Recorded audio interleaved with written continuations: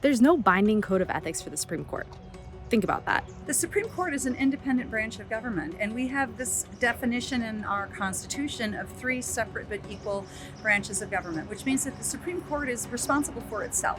I think that the Supreme Court should, police itself, but if they don't, and it seems that they aren't, then I strongly support legislation that would require the Supreme Court to abide by a clear code of ethics. In recent weeks, lawmakers have pushed for reforming our country's highest court.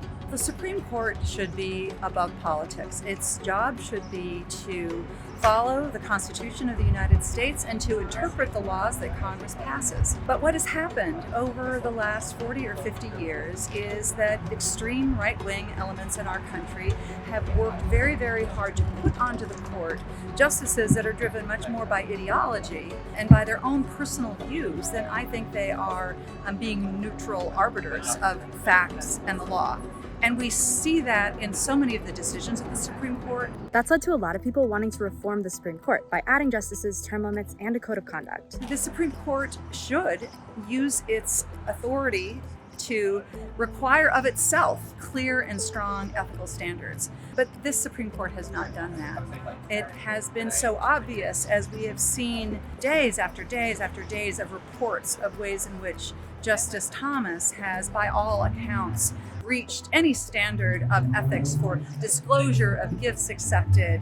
That every public official that I'm aware of needs to abide by, yet the Supreme Court and Justice Thomas has not reported, at the very least reported, let alone accepting gifts that could have been worth millions of dollars. It's become apparent that the Supreme Court should abide by the same code of ethics that the rest of the judiciary does, and it's been painfully obvious as we've recently seen more and more revelations of financial contributions to justices, and I think that's why we're seeing that the American people unfortunately have such a low opinion now of the Supreme Court. It's no longer seen as above politics, it's seen as incredibly partisan. One thing I've heard a lot is that people don't believe that we could actually reform the Supreme Court, that we could expand the Supreme Court, or that any of these justices will be held accountable. But the reality is, the majority of Americans are now finally paying attention to what's happening in the Supreme Court. This coalition of people understand that no matter who we put in office, no matter who we elect,